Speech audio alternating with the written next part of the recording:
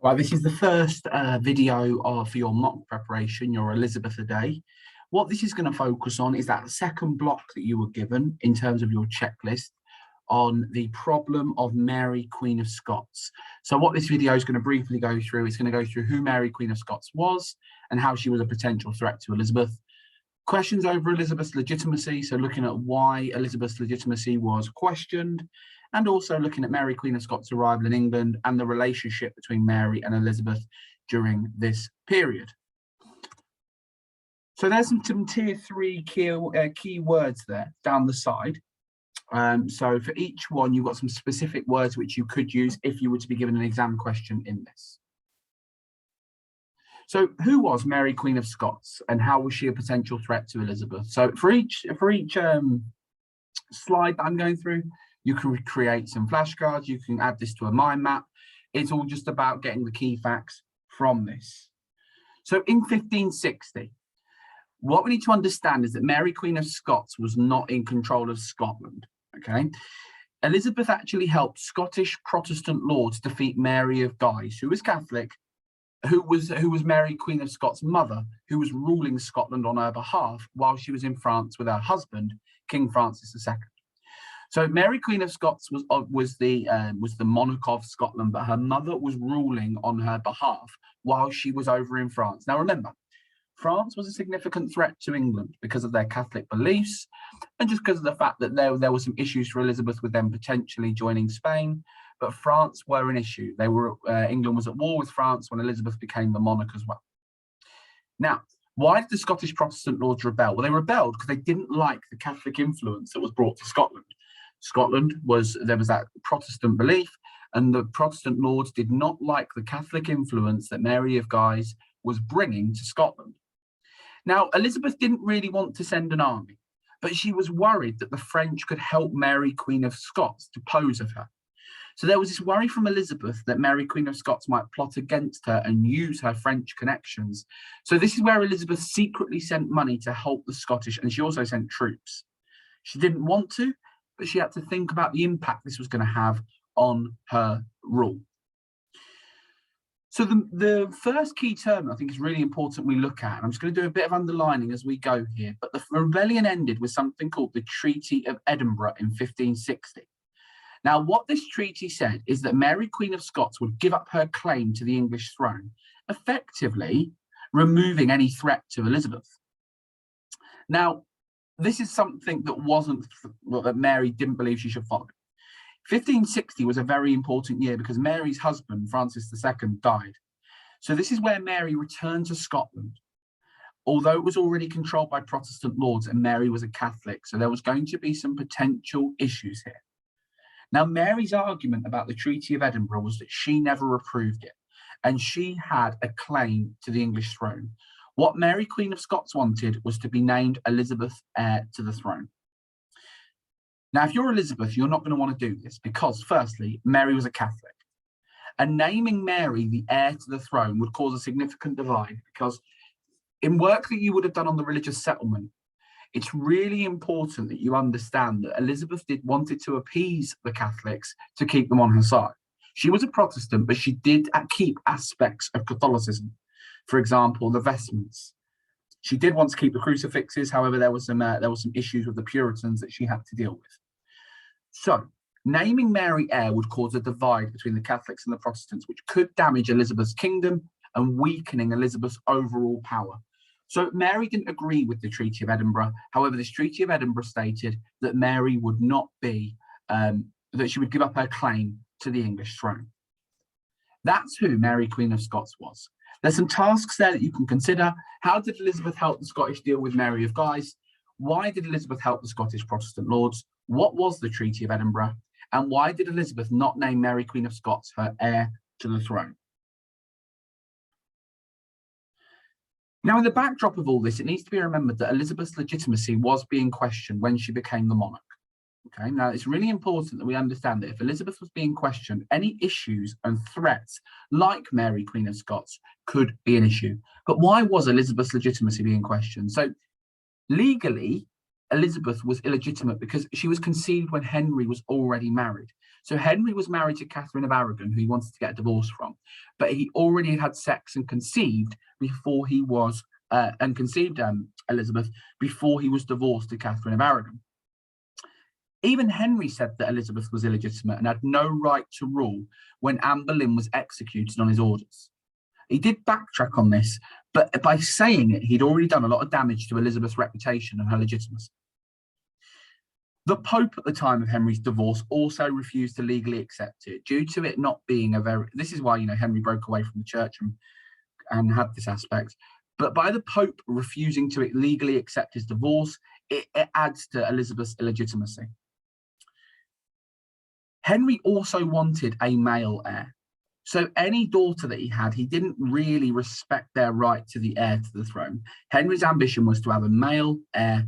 He had Edward, but Edward died very young in his life. There was also some gender issues that Elizabeth faced. So Christianity taught that women should always be ruled by men. So Elizabeth being accepted and ruling over her privy council and the male nobility was always going to be difficult, because it was not always going to be accepted, and it was always not going to be seen as legitimate unless she got married, which Elizabeth did not want to do. She was known as the Virgin Queen. She was married to her country.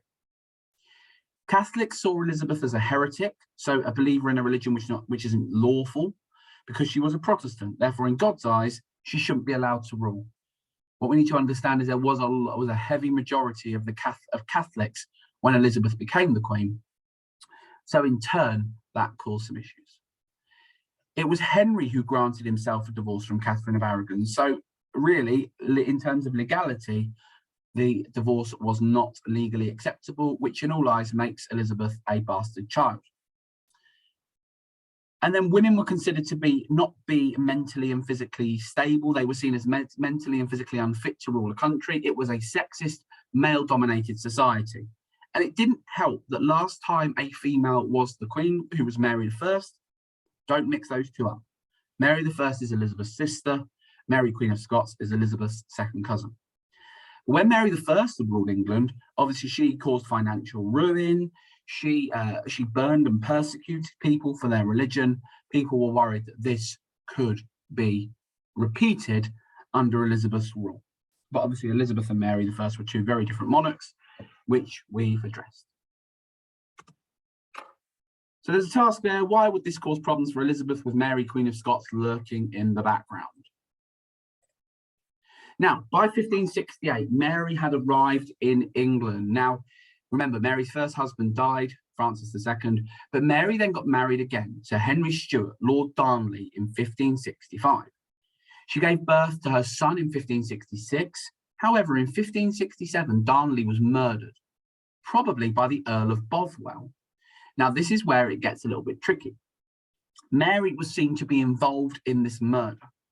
It was even more tricky when Mary married the Earl of Bothwell soon after her husband was murdered. Now, the scandal of this led to the Scottish Protestant lords rebelling again. They forced Mary to abdicate. What that means is to leave her position as the Queen of Scotland in favour of her baby son, James. She was imprisoned in a castle on an island in the middle of a loch, which is a lake, but she managed to escape in 1568. She raised an army to try and get her throne back, but she was defeated at Langside near Glasgow, and she fled to England to ask for Elizabeth's help. Now, the two women didn't actually meet, but Elizabeth had some issues here. So Mary is always going to be seen as a threat to Elizabeth's throne. Mary is now in England. What's Elizabeth's options? Now, Mary arrived in May 1568, and there was a problem, and there wasn't really a good solution for Elizabeth. Elizabeth didn't approve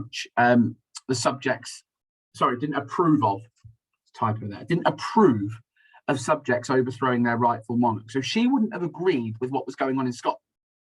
She wouldn't have liked the fact that the Scottish Protestant lords were trying to overthrow Mary, because she was the anointed monarch. However, Elizabeth was aware that Mary still posed a threat to her throne, because Mary didn't agree with the Treaty of Edinburgh. So Mary was held in captivity. She was held in comfort, but she was under guard until Elizabeth decided what to do.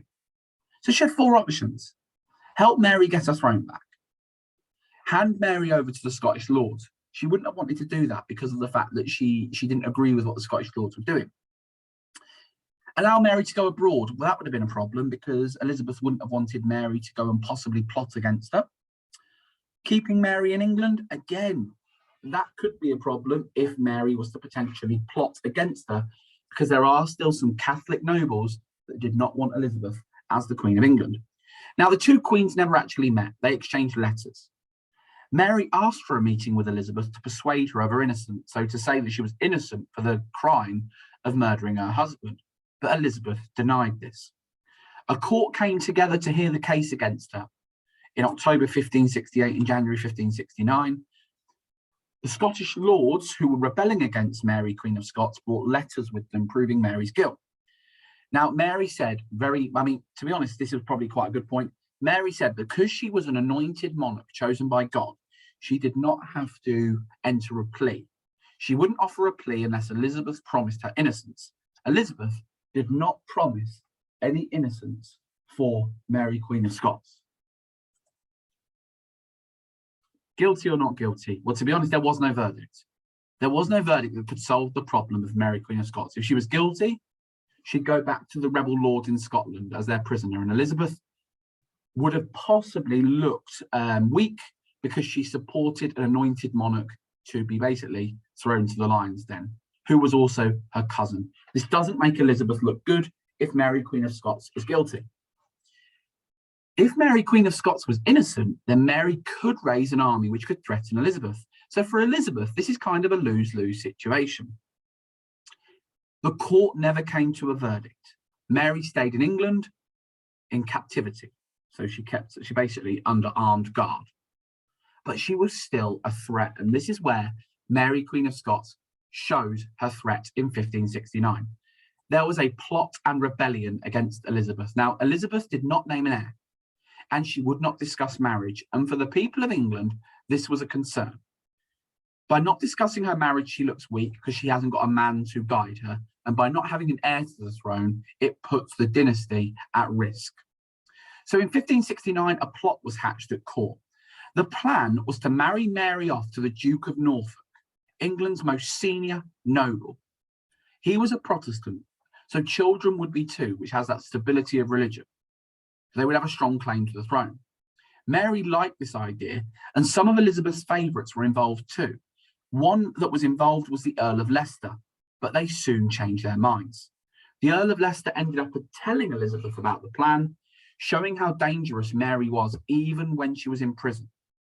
It showed the opposition that Elizabeth faced even quite late, well, about 10 years into her reign.